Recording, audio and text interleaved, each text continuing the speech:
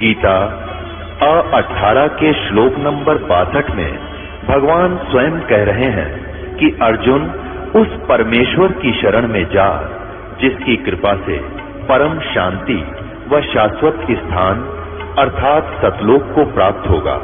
वो परमेश्वर कौन है, कहाँ है, कैसा है, जानने के लिए कृपया अवश्य सुनिए जगत गुरु तत्वदर्शी संत रामपाल जी महाराज के अमृत वचन।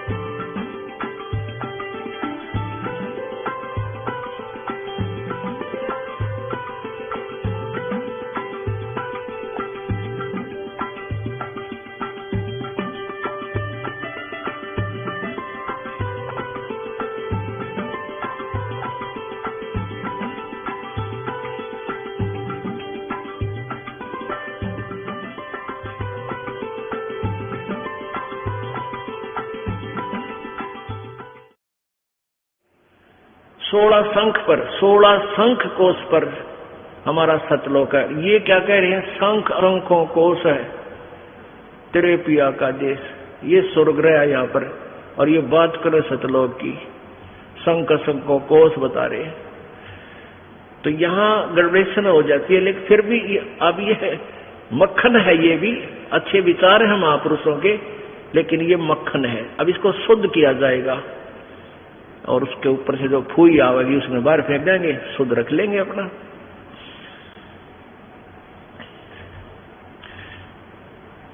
बिन सतगुर ना पाइए घर अपने कीरा बिल्कुल के, और संता शरण लाग कह तू सुरत शब्द समा। अब ये राधा स्वामी पंथ में एक गाटा जोड़ रहे हैं, बस सुरत शब्द का अभ्यास कर ले, सुरत शब्द का अभ्यास कर ले। और कैसे 2.5 घंटे सामने बैठे, 2.5 घंटे सुबह नुआ कर गए, इन ना तो सुरत का बेरा ना शब्द का बेरा। और कैसे सुरत शब्द अभ्यास होता है ये भी ना बताए इनको। कहते झूठा ज्ञान धन कहाँ लाओ, ये बाद विदा चतुराई। थोड़ा ज्ञान नहीं करने का, नहीं तुम कहाँ ध्यान लगाओगे। और परमेश्वर कबीर जी की वाणी है कि कह कबीर सुनो भाई साधो, ये शब्द गुरु चित चेला रे।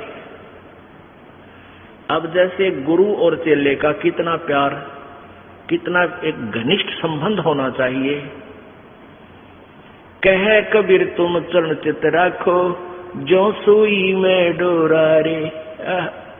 कितना बेस्ट उदाहरण दिया, एग्जाम्पल दिया भगवान ने कि गुरु और शिष्य का इतना लगाव, इतना अपनापन होना चाहिए।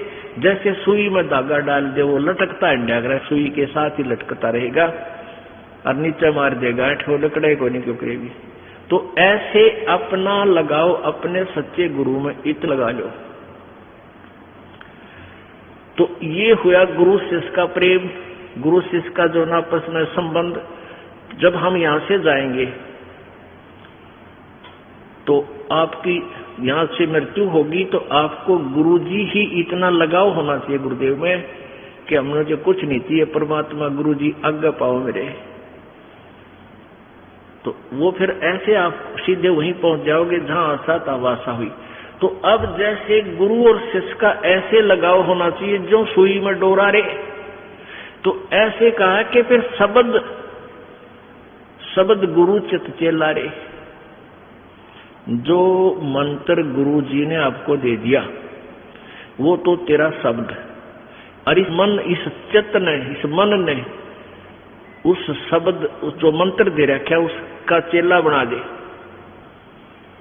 इस मन को उस मंत्र का, इस सुरत शब्द समावे।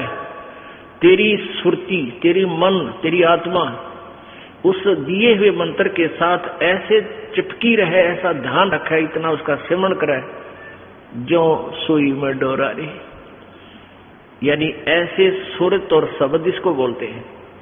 जो गुरुजी ने मंत्र आप दिया है उसके साथ इस मन को इतना जोड़ दे जैसे गुरु और चेले का प्यार हो। तो अब कहते हैं सुर कहे कबीर सुनो भी साधो, अब शब्द गुरु चित चेला रे। गुरु और शिष्य का जो लगाव है, ऐसा ही इस मन को इस मंत्र के साथ ऐसा लगाव लगा, यानी एक पल बीच में दूर ना हो दे। होले सुहागण सुरता चार, मालिक गुर जाना है हेतु तो। होले सुहागण सुरता चार, है तेरा सुन शिखर बरतार, मालिक गिर जाना। ये सुबह आपको सुना दिया था, अब रह रहकर इसका विश्लेषण कर रहे हैं। अब नित्यानंद जी, ये तो कबीर जी का अमाणी जो आगे आपको सुनाई जा रही है। इससे पहले संतों शरण लाग के सुरत शब्द समाह, संख असंकों को सत्रे पिया का देश, और एक पलक में पाइए ले सतगुरु उपदेश। ये ठीक है कि एक पलक में पाइए ले सतगुरु उपदेश। अब 16 शंख कोश की दूरी पर सतलोक है पाताल लोक से, और पूरे संत से नाम लेने के बाद फिर देर नहीं लगे मालिक पाने की। लेकिन आपके अंदर आपके हृदय में ऐसी श्रद्धा मर्यादा अंतिम श्वास तक बनी रहे। सुन सनैली सैल है गगन मंडल के माँ, और प्रेम बिना पावे नहीं से कोट समाधि ला। जब तक आपका प्यार मालिक नहीं उमड़ेगा, इतना भगवान मिले नहीं। हाँ, वर्क डन मिलेगा, किया कर्म अवश्य मिलेगा। जो साधना आप कर रहे हो, भक्ति कर रहे हो, दान कर रहे हो, ये मिल अवश्य, ये जरूर मिल जाएगा, लेकिन मालिक नहीं मिल पाएगा जब तक प्यार नहीं उमड़ेगा।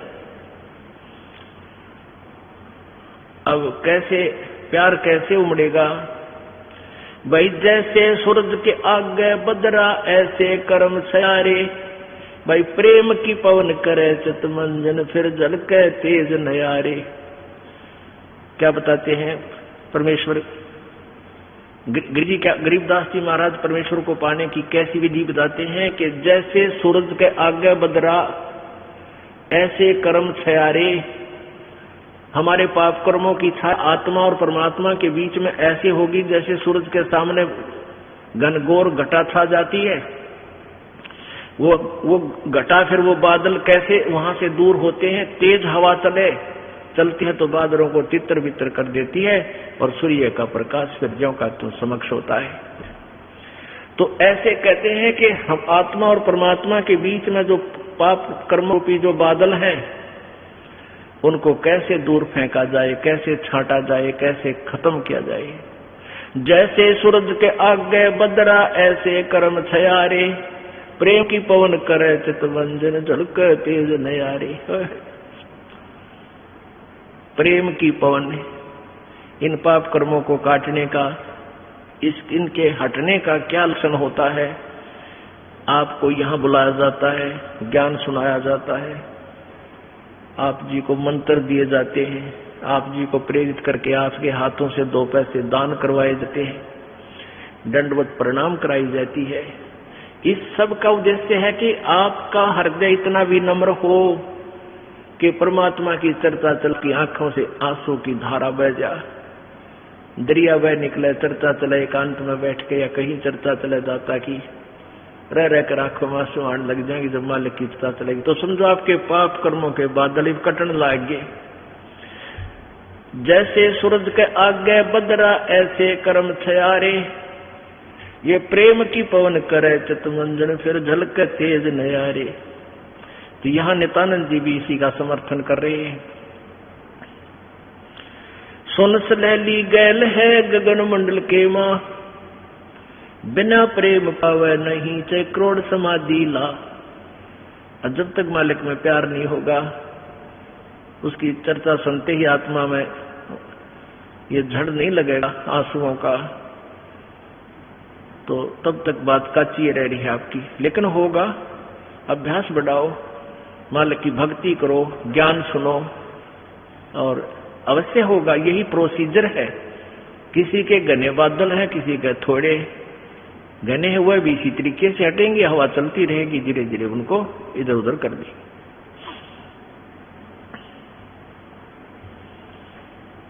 अब आपको बताया था कि जैसे नित्यानंद जी स्वर्ग सत्र के प्लेयर थे। अब जैसे डिस्ट्रिक्ट लेवल पर यानी जिला स्तर पर बच्चे खिलाड़ी खेल खेलते हैं, नियम वही होते हैं उनके एक ही जैसे, और जो राज्य स्तर पर खेलते हैं उनके भी नियम वही होते हैं, लेकिन लाभ गणा होता है। और जो राष्ट्रीय स्तर पर खेलते हैं नियम उनके भी वही होते हैं, और जो इंटरनेशनल लेवल पर खेलते हैं नियम उनके भी वही होते हैं। तो नित्यानंद जी जो बता रहे हैं ये वही नियम वही है। अब क्या बताया उस परमात्मा की यहां जाने का, परमेश्वर क्या बताते हैं, होले सुहागण सुरता त्यार तुझे माल्य के घर जाना है। अब सुहागण कौन है और पारी कौन है? जिन आत्माओं को पूर्ण परमात्मा संत से प्रभु का नाम नहीं मिला तो वो तो कंवारी है, और जिनको परमात्मा का नाम मिल गया उनकी सगाई होगी परमात्मा से, गुरु बिचौले ने उनकी सगाई करवा दी।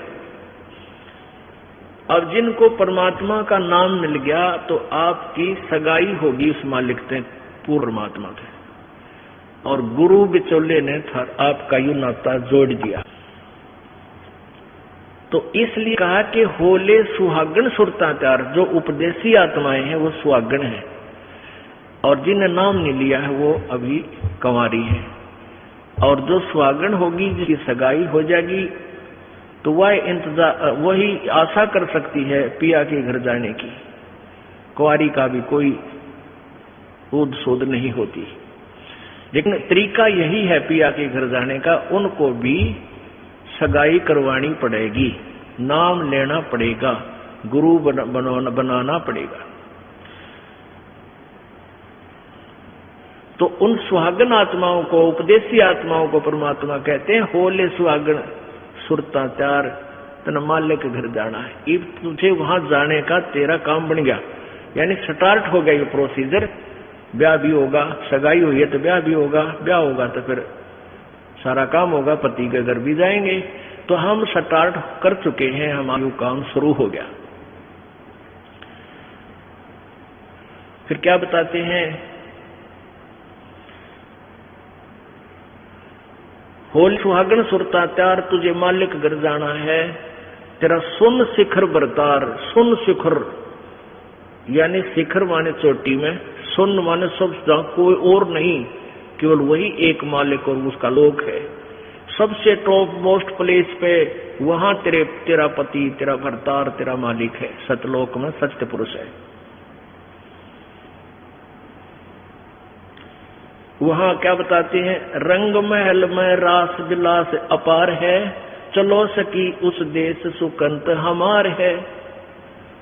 उस रंग महल में सारे ठाठ बाट हैं सतलोक के अंदर, और चलो सखी वहां अपना वो मालिक पति है, वो अपना कंत है, अपना प्रभु स्वामी मालिक है, उस लोक में चलो। नहले धोले ओढ़ पैर लेकर 16 सिंगार, आज नहीं ते तड़के परसों तेरे आवेंगे लनियार। अब नाना क्या है, धोना क्या है, इस सत्संग रूपी दरिया में, गंगा में अपने अंतःकरण के मैल साफ करे। ओढ़ पैर ले, यहां क्या ओढ़ना है, क्या पहनना है, कौन से आभूषण हैं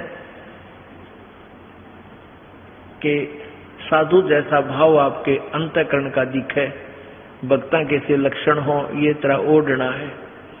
और शील, संतोष, विवेक, दया, भाव हैं, ये इस प्रकार के 16 तरह आभूषण है। जो एक जैसे लड़कियां, वैसे ही उदाहरण देने पड़ते हैं उन्हीं के आधार से। लड़कियां शादी जब हो जाती है तो आभूषण पहनती हैं इसलिए कि तू अपने पति को अच्छी लगेगी। तो परमात्मा हमारा पति है, वो हम उसको कैसे अच्छे लगेंगे जब हमारे ये आभूषण होंगे, नम्रता होगी, दया होगी, शील, संतोष, विवेक से हम चलेंगे, किसी की आत्मा नहीं दुखावेंगे, दान धर्म करेंगे, सेवा करेंगे, तो तब उस मालिक को हम अच्छे लगेंगे, पसंद होंगे, तब वो हमें स्वीकार करेगा। और सुमन, ध्यान, भक्ति, ये पांचों यज्ञ करके अपनी कमाई करके अपना दहेज बना ले। फिर क्या बताते हैं, आज नहीं तो तड़का परसों, या अब तेरा कभी ना कभी जाने का समय अवश्य आएगा। तेरे साथ की कितनी जाली तू क्यों लारी वार, और बिया खेलत न जन्म खो दिया लाया नहीं विचार। पहले हम बालक से थे, आजकल तो वो सारा छूट गया प्रोसीजर, तो मॉडर्न सिस्टम हो गया, बालक खेल भी गेला, कंप्यूटर तो खेल रहे हैं।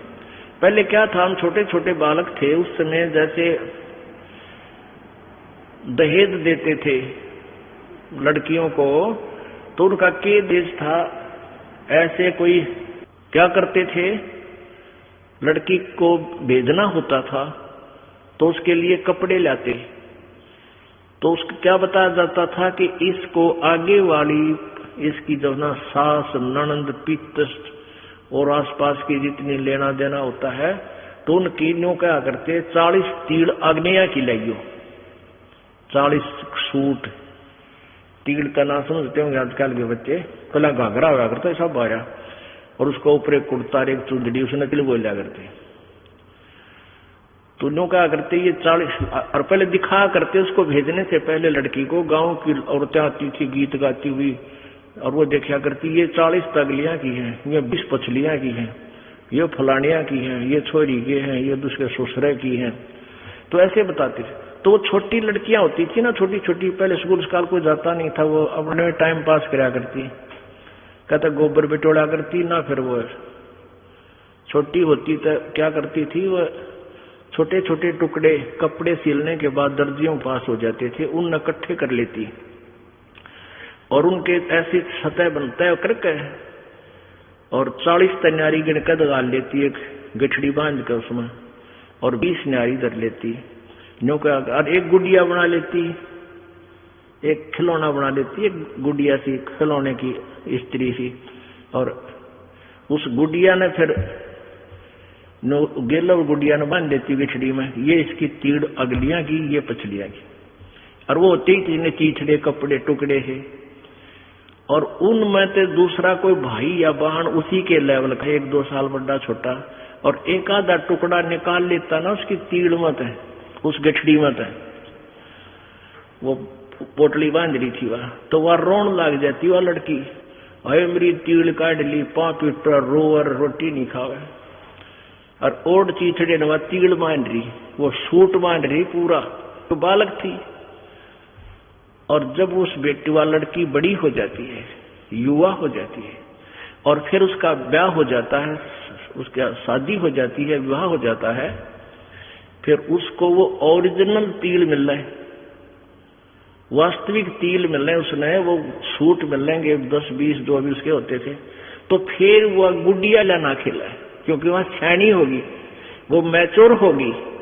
तो पुण्यात्माओं, परमात्मा हमें क्या बताना चाहते हैं कि तुम यहाँ जो बेटा बेटी कार कोठी संपत्ति जोड़ने में जो तुम खेल खेल रहे हो, ये गुड़िया वाला खेल है।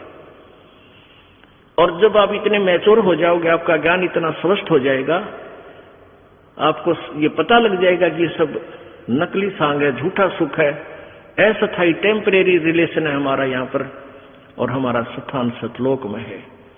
तो फिर आप इन गुड्डा गुड़िये के खेलने की फिर इच्छा नहीं कर सकते, सपने में भी नहीं कर सकते।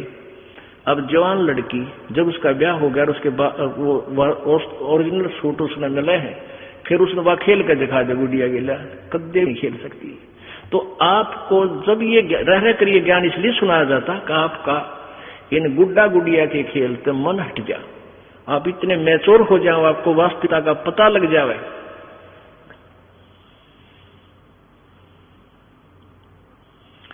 तेरे साथ किए कितनी जाली तू क्यों लारी वार, गुड़िया खेलत जन्म गवाया लाया है नहीं विचार, मालिक घर जाना है। कितने ते गुड़िया खेल कर जन्म खो दिया अपना, सारा यही कार कोठी बेटा बेटियां की जोड़ तोड़ में लगा रहा। अब उस सच्चाई से परिचित हो, फिर पुनः इन गुड़िया से नहीं खेलेंगे। अब तो चलो है, उनका जावे कहाँ, फिर भक्ति से ज्ञान से और कुछ ही समय दिनों में ऐसा समाधान आपका प्रभु कर देगा, बालक बच्चे भी आपके भगवान से डरने वाले, महात्मा की भक्ति करने वाले होंगे और कुछ दिनों में आपको फ्री कर देगा प्रभु। अब भक्ति करे, बच्चे इतने बुद्धिमान समझदार हो जाएंगे, भगवान से डरने वाले होंगे कि अभी माता पिता ने अपना पूरा काम कर दिया, अभी इनको डिस्टर्ब ना करो। और वो परमात्मा विश्वास करने वाले होंगे कि अभी हमारा किया हमें मालिक जरूर देगा। तो इस प्रकार आपको फिर यहां से निकालने का एक सुअवसर परमात्मा देगा और तभी आपका मोक्ष संभव है। तो ये परमात्मा ही करवाएगा, अपने इसके चरणों में पड़ा रहना है। कैसे? द्वार धनी के पड़ा रहे, धक्के धनी के खावे, सो काल झकझोल ही पर द्वार छोड़ ना जावे। इसका यही तरीका फार्मूला बताया है कि अपने सच्चे सतगुरु के द्वार से दूर नहीं हो जा।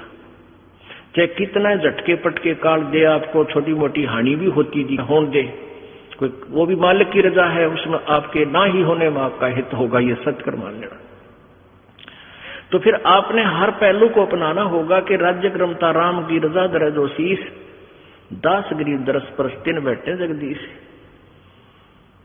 कच्चा हीरा कृत हुए नहीं सह गण भार, और ऐसा मन ये हो रहा वहां लेख ले करता रहे।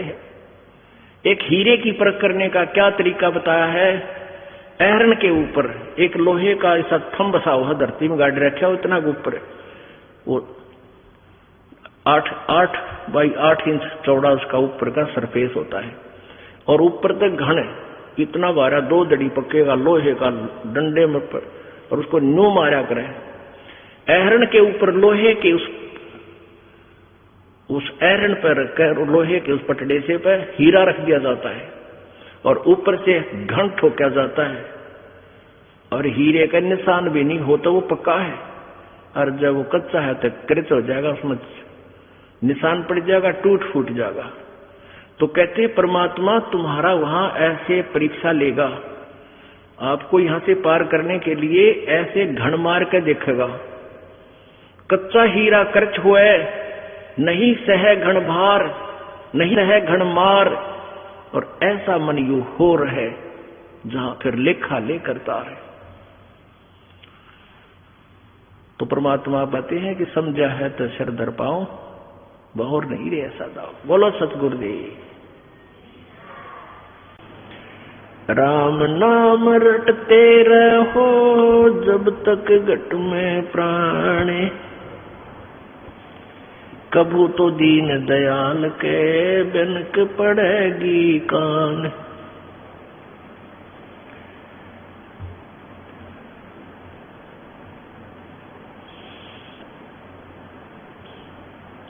परमपिता परमात्मा पूर्ण ब्रह्म सर्व सृष्टि रचनहार कुल मालिक कबीर देव कबीर साहब कबीर अल्लाह, अल्लाहू अकबर, ये वही परमात्मा है जो बनारस में, काशी में, भारतवर्ष की पवित्र भूमि पर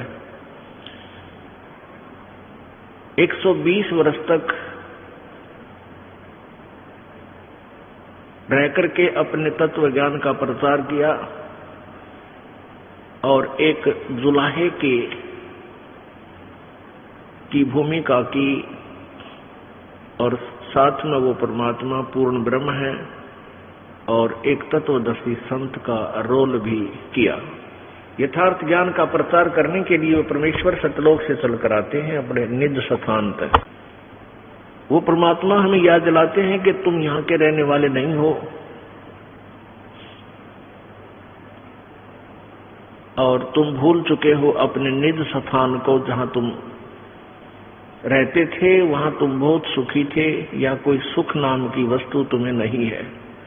प्रत्येक प्राणी सुख की खोज में लगा हुआ है। कोई तो जिसके संतान नहीं है वो सोचता है कि मेरा संतान हो जाए मैं सुखी हो जाऊंगा। जो निर्धन है वो सोचता है मैं धनवान हो जाऊं, मैं सुखी हो जाऊंगा।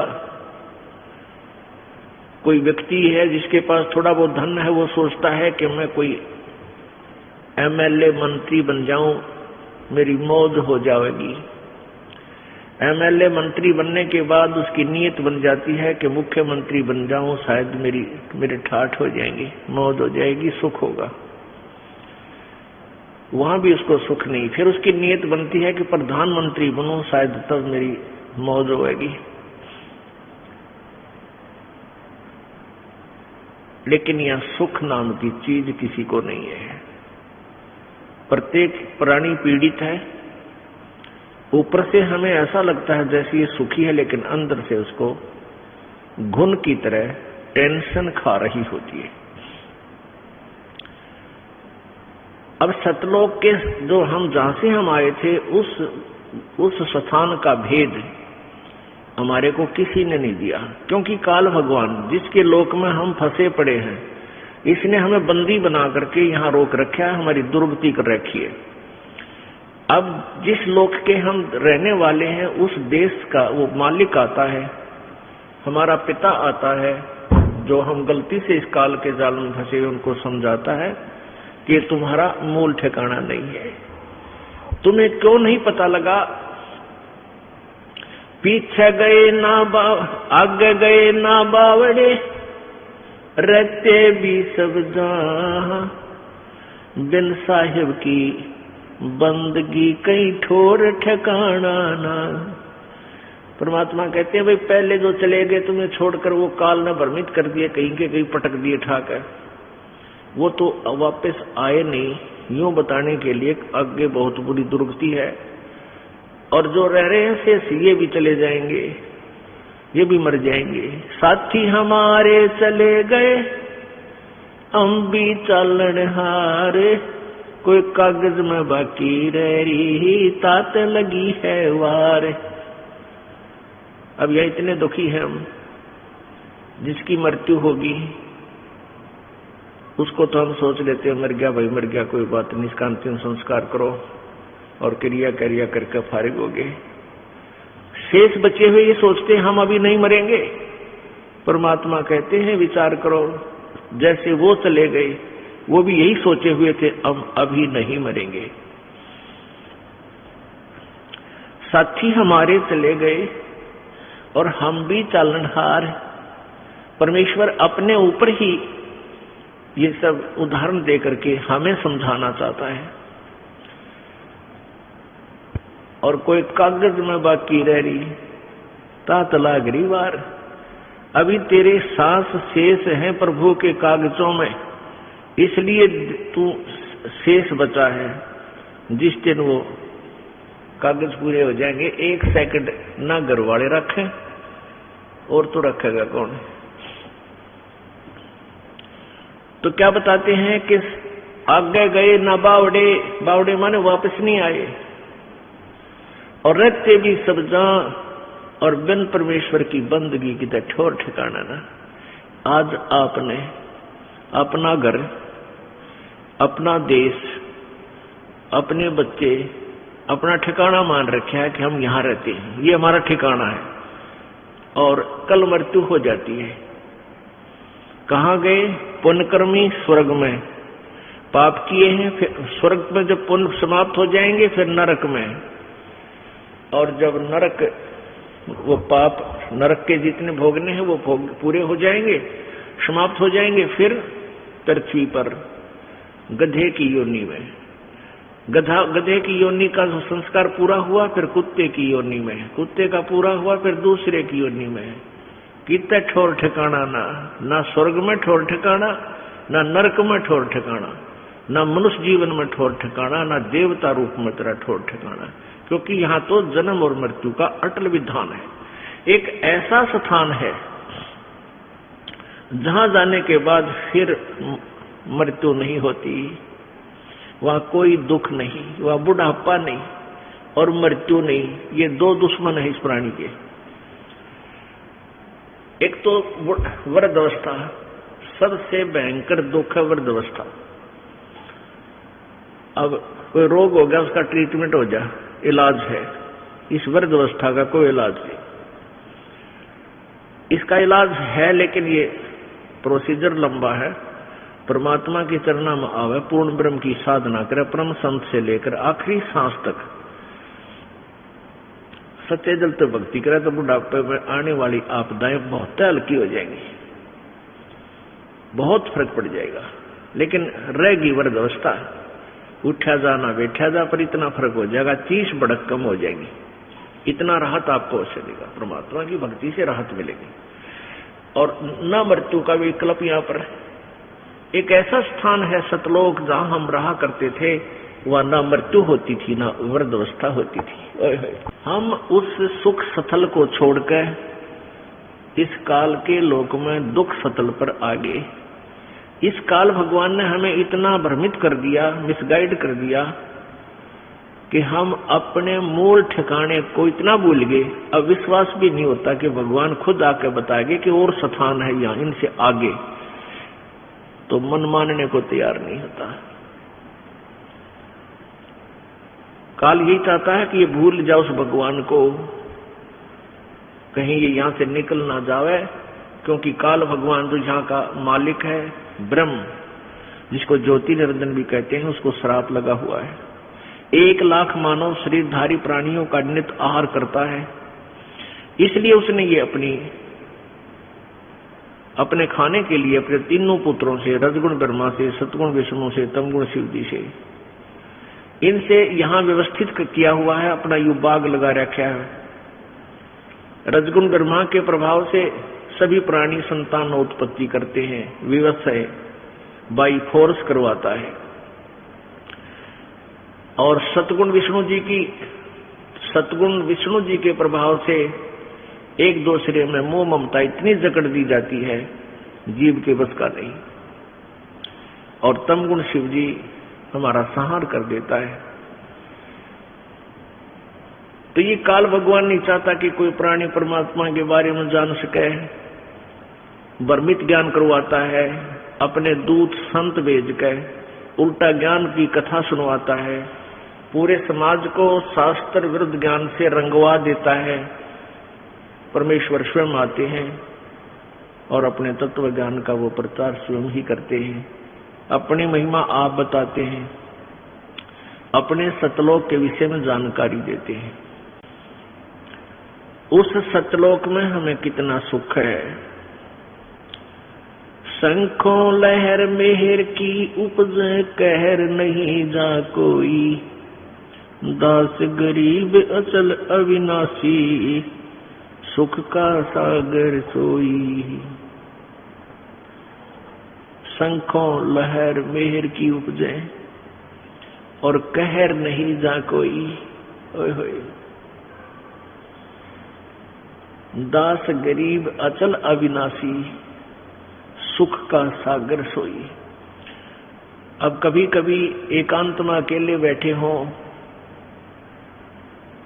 एक बार एक ऐसी हिलोर उठती है आत्मा में, इतना आनंद आता है उसमें कि कोई भी दुश्मन शत्रु नहीं लगता, कोई बुरा नहीं लगता, सब अपने से लगते हैं। और वो आनंद एक विशेष आनंद होता है। वो कुछ ही क्षणों के लिए रहती है, फिर तुरंत चली जाती है, फिर कोशिश करने से भी सेट नहीं हो पाते हैं। उसके जाते ही फिर कहर की लहर शुरू हो जाती है, उसको ऐसे कर दूंगा, उसको ऐसे कर दूंगा, उसने मेरी हानि कर दी। भाई लड़की नहीं ब्याही गई, किसी की बेटी की ब्याह हो गया तो बेटी का बालक ना हुए, भगवान क्या होगा, कहीं वो छोड़ ना दें। और इसी प्रकार ना जाने बिना गिनती की टेंशन और वो कहर की लहर प्रारंभ हो जाती है। परमात्मा कहते हैं उस सतलोक के अंदर, गरीबदास साहिब जी बता रहे हैं, आंखों देखा कबीर परमेश्वर की कृपा से गरीबदास जी महाराज जी ने सतलोक के दर्शन किए थे और परमात्मा को देखा था। उन्होंने आकर बताया था कि हम सुल्तानी नानक तारे दादू को उपदेश दिया, जाति जुलाहा भेद न पाया वो काशी माए कबीर हुआ। वही गरीबदास साहिब जी आंखों देखा हाल बता रहे हैं कि शंखों लहर मेहर की उपजे कहर नहीं जा कोई, और दास गरीब अचल अविनाशी सुख का सागर सोई। वो सुख का सागर है। अब पुण्यात्माओं, सत्संग ज्ञान से ज्ञान होता है। पहले हमने अज्ञान सुना था, वो अज्ञान सेट हो गया हमारे हृदय में, वो सच्चा मान लिया हमने। अब इस तत्व ज्ञान को सुनोगे रह रहकर, ये भी आपको कुछ दिनों में सेट हो जाएगा और ये सत्य है, ये सत्य ही सत्य महसूस होगा। पहले असत्य को हम सत्य मान बैठे थे, तो इस ज्ञान से ही आपको ये ज्ञान होगा। अब मृत्यु तो एक दिन होनी है और इसका कोई फिक्स भी कोई नहीं, अंदाजा ला रखा हमने कि भाई 100 वर्ष तक आदमी व्यक्ति मानव शरीर रह सकता है, लेकिन ये 60-70 वर्ष के बाद तक ये शरीर भी जान का झाड़ हो जाएगा। वो जीवो चाहे ना जीवो 70 साल बाद से, तो वो तो ठीक है, लालच छूटा को ना, मर्या जाता को नहीं, जीव प्यारा सब ने लगे है, चाहे 100 वर्ष का भी हो गया, नहीं सोचा और जी जाऊं। तो ऐसी भावना क्यों है हमारे अंदर? क्योंकि हम ऐसे लोक में रहा करते थे, वहां मृत्यु नहीं होती थी, और वो आत्मा को आज भी खटक रही है, भाई मरना नहीं चाहिए। हम सतलोक में रहते थे, वह मृत्यु नहीं होती थी। तो इसलिए अब भी इस आत्मा को न्यू लगा है, यो क्यों मर गए, हम क्यों मर रहे हैं, ये मरना नहीं चाहिए। तो ये बीमारी तो, इसका विकल्प तो यहाँ है नहीं, यहाँ तो हार्ड एंड फास्ट रूल है, अटल नियम है यहाँ का, जो जन्मा सो मृत्यु होगी, मृत्यु होगी उसका जन्म जरूर होगा। और सतलोक में ये नियम है कि वहां पुनर्जन्म नहीं है, वहां वृद्ध अवस्था नहीं है, युवा शरीर रहेगा, सदा युवा शरीर रहेगा, किसी चीज का अभाव नहीं, कोई वहां काम नहीं, और ये हार्ड काम का शरीर नहीं। पुण्यात्मा, ज्ञान से ही ज्ञान होता है, सुनने से ही ज्ञान होता है, सत्संग से आपको प्रेरणा मिलती है कि हम अपनी मृत्यु तो होनी ही है, अवश्य होनी है। तो क्यों ना हम अपना पूरी टारगेट, पूरा उद्देश्य सच्चे दिल से सतलोक जाने का बनाए, क्योंकि इस ज्ञान से आपको ये प्रमाण मिलेंगे, 100 प्रमाण देगा ये दास आपको कि ये लोक अपना नहीं है, अपना लोक सतलोक है। और उस सतलोक को किस किस ने सेकंड किया है, किस किस ने समर्थन किया है, खुद परमेश्वर ने आके बताया कबीर जी ने। और फिर कबीर परमेश्वर जी ने अपनी प्यारी आत्माओं, जो अश्रेष्ठ आत्माएं होती हैं, उस समय अच्छी आत्माएं होती हैं, उनको अपना गवाह बनाया, उनकी आत्मा को सतलोक लेकर गए, उस प्यारी आत्माओं को सचखंड दिखाया, अपना वास्तविक वहां परिचय कराया, समर्थता का ज्ञान कराया, वहां का सुख से परिचित करवाया, फिर उनको वापस शरीर में छोड़ा, जनता में वो अपना ज्ञान प्रचार करवाया। उन्होंने एक ही, सभी ने एक जैसा ही मार्ग बताया है, जैसे आदरणीय धर्मदास साहिब जी बांधवगढ़ वाले, आदरणीय मुरुगदास साहिब जी, आदरणीय दादू साहिब जी, आदरणीय नानक साहिब जी, जिससे सिख धर्म का उत्थान हुआ, आदरणीय गीसादास साहिब जी, आदरणीय गरीबदास साहिब जी, इन सभी पुण्यात्माओं ने परमात्मा को पाया। इन्होंने सचखंड सतलोक आंखों देखा और फिर वापस आकर के उस अनुभव की आंखों देखे, उस परमात्मा की शक्ति समर्थता का अपने अमरवाणी में कलम तोड़ विवरण किया। हम देखा सो साच है और सकल प्रपंच, गरीबदास साहिब जी कहते हैं हमने जो देखा वो सत्य है, बाकी जो कह रहे हैं वो सब प्रपंच झूठ बोल रहे हैं। तो पुण्यात्माओं, क्या आवश्यकता थी उन महापुरुषों ने, नानक साहिब जी ने या गरीबदास साहिब जी ने सचखंड के बारे में डंडोरा पीटन की? यदि वो स्थान ना होता तो वो सत्य है। हमने अभी तक जो ज्ञान सुना था स्वर्ग तक, अब स्वर्ग से आगे हमारी बुद्धि काम करे नहीं थी। अब हमें ज्ञान हो गया, अब हम अपना तन मन धन से उस सतलोक में जाने का प्रयत्न करेंगे। पुण्यात्माओं, सु अवसर है।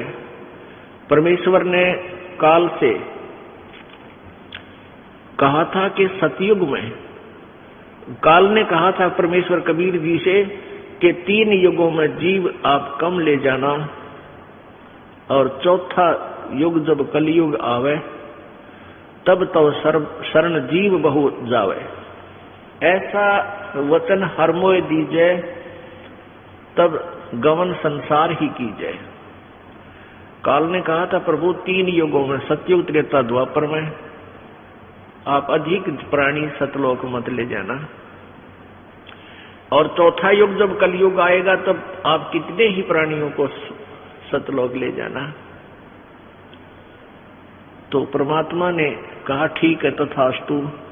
तो उस परमात्मा के उस वचन अनुसार, और काल ने भी अपने मुख से ही कह दिया कि कितने जीव ले जाना, लेकिन एक और प्रार्थना की थी कि जो आपके ज्ञान को स्वीकार करे आप, वो आपका, और जो आपके ज्ञान को स्वीकार नहीं करे, मेरे ज्ञान को स्वीकार करे, वो हमारा। आप उसको बाई फोर्स मत ले जाना, अपना ज्ञान दे करके अपना बनाना। तो इसलिए पुण्यात्माओं, अब जो परमात्मा की इस अमर वाणी पर जो विश्वास करेगा वो परमात्मा का हो जाएगा, और जो इस वाणी को नहीं समझेगा वो काल का है, वो काल का रहेगा। जैसे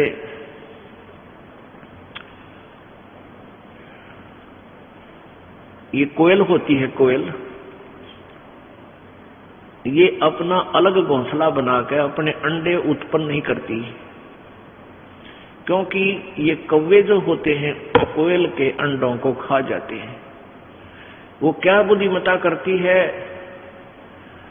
कि मादा कौवी जो होती है, मादा कौवा कौवी, वो जहां भी उसने अंडे उत्पन्न कर रखे होते हैं घोंसले में, जब वो कहीं इधर उधर चुग्गा चुगने जाती है, आहार के लिए बाहर जाती है, तो मादा कोयल तुरंत वहां जाकर के अंडे उत्पन्न कर देती है।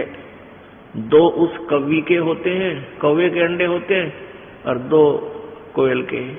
अब वो कौवी वापस आती है, वो देखती है 4 अंडे हैं, वो पहचान नहीं पाती है मेरे कौन से हैं, इसलिए वो चारों के चारों की परवरिश कर देती है, उनको सेक करके मैच्योर बना देती है, बच्चे निकाल देती है। अब कोयल और काग के बच्चों में कोई अंतर नहीं होता जब तक वो छोटे होते हैं। अब वो मादा जो कोयल होती है वो देखती रहती है कि तेरे बच्चे इस घोंसले में हैं और इन चरुआ मत हैं, वो भी नहीं पहचान पाती है कि मेरे कौन से हैं। जब वो बच्चे कुछ उड़ने लग जाते हैं, दूर दूर तक उड़कर वापस आते हैं, वो देख लेती है कि अब ये सैर सपट्टा करने लायक गए, तो फिर वो दूर वृक्ष पर बैठ कर अपनी बोली बोलती है, कुहू कुहू कुहू। जो कोयल वाले बच्चे होते हैं वो अपनी माँ की बोली को पहचान जाते हैं, वो ऐसे ऐसे करते हैं। और कौवे वाले का बामा भी कोनी, वो तो बेड़ा के बीन बजाई जा रही है। अब काग वालों के बच्चों, काग वाले बच्चों के उस वाणी का प्रभाव नहीं हो रहा, और कोयल वालों का हो गया। उन्होंने देखा कि ये आवाज उधर से आ रही है, तो वो कोयल वाले बच्चे उड़कर उस आवाज की तरफ चल पड़ते हैं,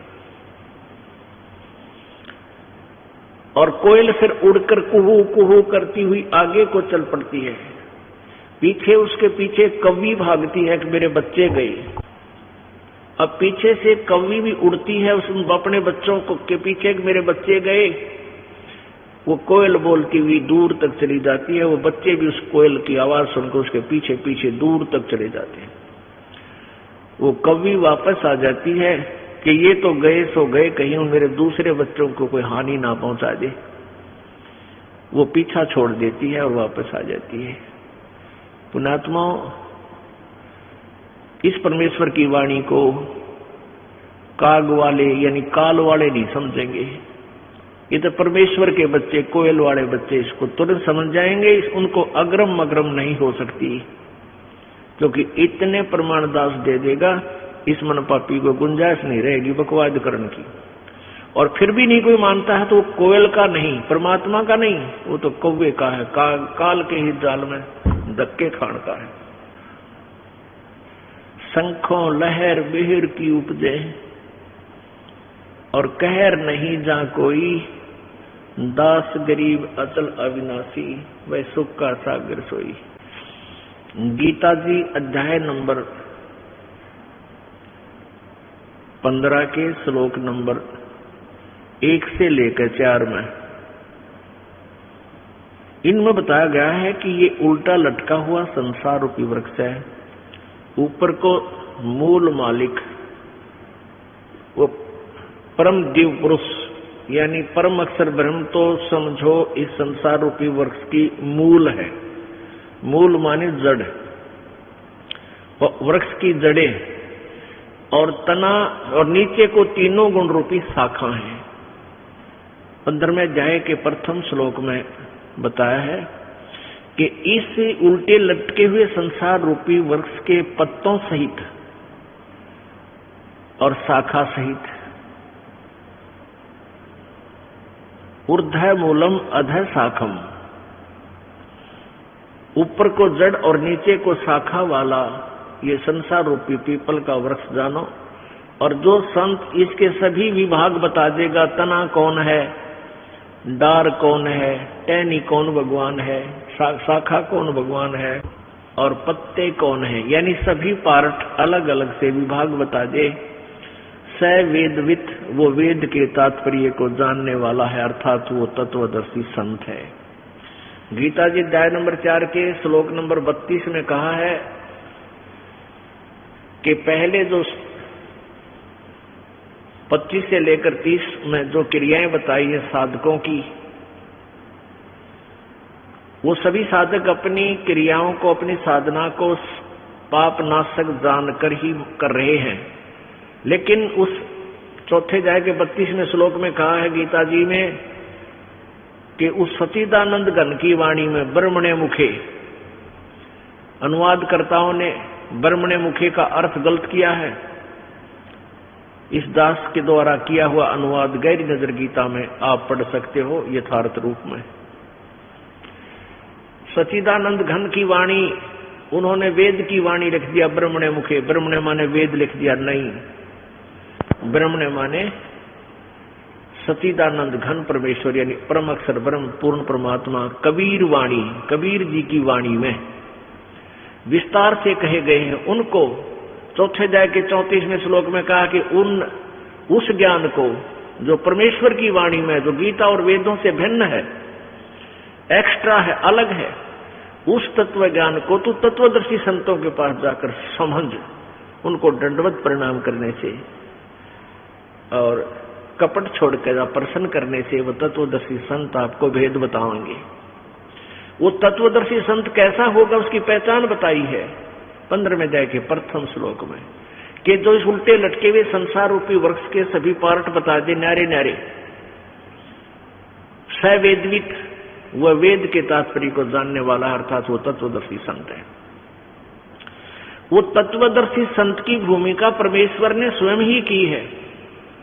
आप आरती, आप साजे, आप किंगर, आप बाजे, आप ताल झान झनकारा, आप नचे आप देखनारा, कह कबीर ऐसी आरती गाऊं, आप मध्य आप सुनाऊं। वो परमात्मा ने स्वयं ही रोल किया है, स्वयं एक दास का रोल किया है। एक गरीब व्यक्ति बनकर राम रटत दारिद्र भलो, टूटी घर की छान, वो सुंदर महल किस काम के जहां भक्ति नहीं भगवान। तो परमात्मा ने गरीब से गरीब, पुअर, निर्धन की भूमिका की कि कहीं कोई किसी का वहम रह जाए कि भी परमात्मा प्राप्ति तो धनी लोग ही कर सकते हैं, क्योंकि वो भंडारे भी कर सकते हैं, वो धर्मशाला भी बनवा सकते हैं। पुण्यात्मा, धनी और निर्धन सभी परमात्मा पा सकते हैं, लेकिन संत पूरा हो, उनकी नीयत साबित हो, श्रद्धा पूरी हो, आजीवन मर्यादा में रहे, दोनों पार होंगे। तो परमात्मा ने आप पे आके बताया अपना सारा ज्ञान, स्वयं एक गरीब बनकर कहा कि देखो मैं कितना गरीब हूं, और जुलाहा जाति में, क्योंकि जब परमेश्वर आए ये छुआछूत की आग घनी लगी हुई थी, चरम सीमा प्रति छुआछूत, इन शूद्र वर्ण के व्यक्तियों से ये ब्राह्मण लोग विशेषकर 10 कदम दूर रहा करते थे और कहते थे ये भक्ति के योग्य नहीं है। परमात्मा ने यही हमारी भ्रमणा तोड़ी थी कि परमात्मा की दृष्टि में सभी आत्मा एक हैं। ये वर्ण और जाति और धर्म तुम बना बैठे भगवान के दरबार में, ना वर्ण है, ना जाति है, ना कोई धर्म है, अलग से धर्म नहीं है, एक ही धर्म है, मानव धर्म। जिसके अंदर इंसानियत है वो धार्मिक व्यक्ति है, अन्यथा नहीं है। और स्वयं ही एक तत्वदर्शी संत की भूमिका की। उस समय के सभी विद्वानों को मालिक ने छक्के छुड़ा दिए थे, लेकिन वह कर्म ठोक मान्य नहीं। वो संस्कृत भाषा जानते थे, समाज अशिक्षित था, इसलिए उन नकलियों का दाव लगा रहा कि कबीर झूठ बोलता है, कबीर जी झूठ बोलते हैं, ये वेदों और शास्त्रों को नहीं पढ़ सकते क्योंकि ये अशिक्षित है। यजुर्वेद अध्याय नंबर 40 के श्लोक नंबर 10 से 13 तक 2 बार प्रमाण दिया है कि वेद ज्ञानदाता ब्रह्म बोल रहा है कि परमात्मा के विषय में विशेष जानकारी वो तत्वदर्शी संत बताएगा, उससे पूछो। इससे सिद्ध है कि वेद ज्ञान से भी अलग कोई और ज्ञान है। उसमें यह भी कहा है कि कोई तो जिसने अक्षर ज्ञान हो गया उसको विद्वान कह देते हैं। किसी ने MA BA कर ली, विद्वान कहला दिया किसी एक लैंग्वेज में या 2 लैंग्वेज में, और जो शिक्षित नहीं है उसको अविद्वान कह देते हो। नहीं, विद्वान और अविद्वान की परिभाषा भी वो तत्वदर्शी संत बता होगा। विद्वान किसे कहते? तो कबीर परमेश्वर जी विद्वान थे, वो संस्कृत की भाषा जानने वाले विद्वान कहलाते थे। वो विद्वान नहीं थे क्योंकि उनको अपने संत ग्रंथों का ज्ञान नहीं था, ना वो वेदों से परिचित थे, ना वो पुराणों से परिचित थे जिनकी ओट में डंडोरा पीटा करते। तो परमात्मा ने स्वयं ही आकर बताया, तत्व ज्ञान अपनी महिमा आप पर बताई।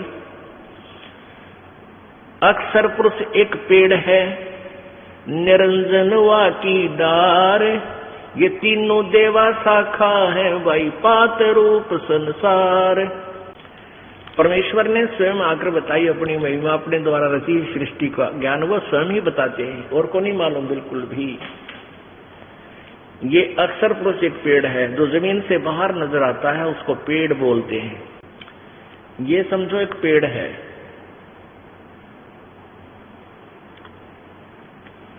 जमीन से बाहर जो नजर आता है, दृष्टिगोचर हो रहा है, उसको पेड़ बोलते हैं।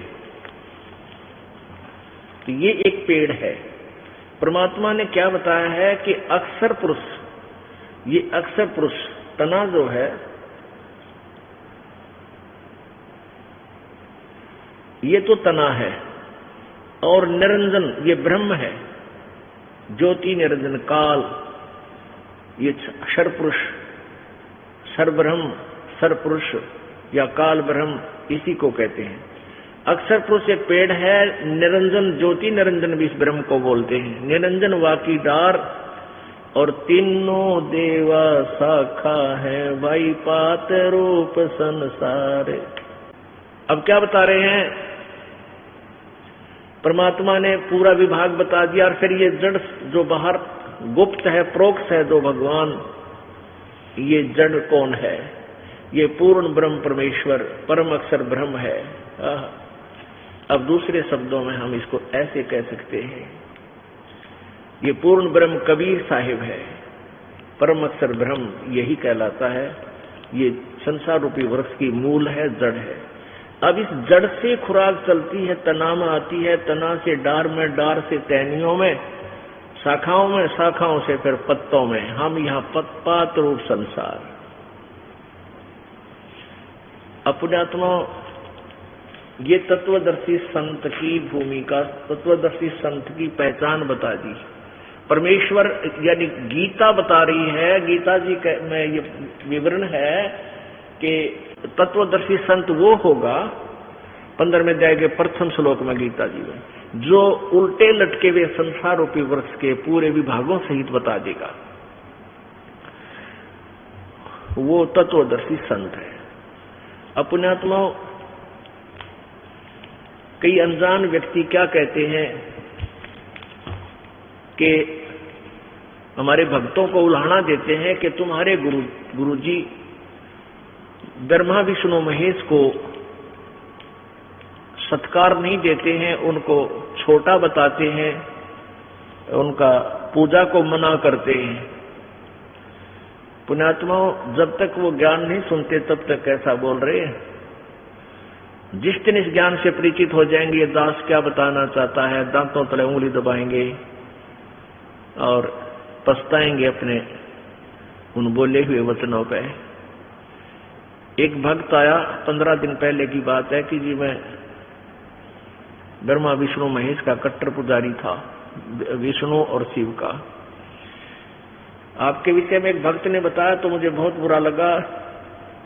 आपका एक चैनल के ऊपर इस प्रोग्राम मैंने देखा, आप जो बताने लगे तो मैंने आपको बहुत बुरा भला कहा, बहुत गालियां दी, लेकिन फिर भी मैं जल भूनकर भी सुनता रहा तो मेरी चौंध टूट गई। मेरा मोतियाबिंद का ऑपरेशन हो गया, मैं अक्षमा याचना करता हूं। मैंने ऐसे परम संत को और कुशब्द बोल दिए, क्या मेरा उद्धार हो सकता है? तो पुण्यात्माओं, परमेश्वर कबीर जी कहते हैं कि पूत पिता से बेमुख होई तो भी पिता जानमंद होई। कि पिता से बच्चा जैसे शराब पी रखी किसी लड़के ने, और पिताजी समझाने की चेष्टा करता, उसको बुरा भी बोल देता है, उसके ऊपर हाथ भी उठा देता है कि वो शराबी ने बेरा नहीं बोली, पूछने तू कहाँ के बोल रहा है।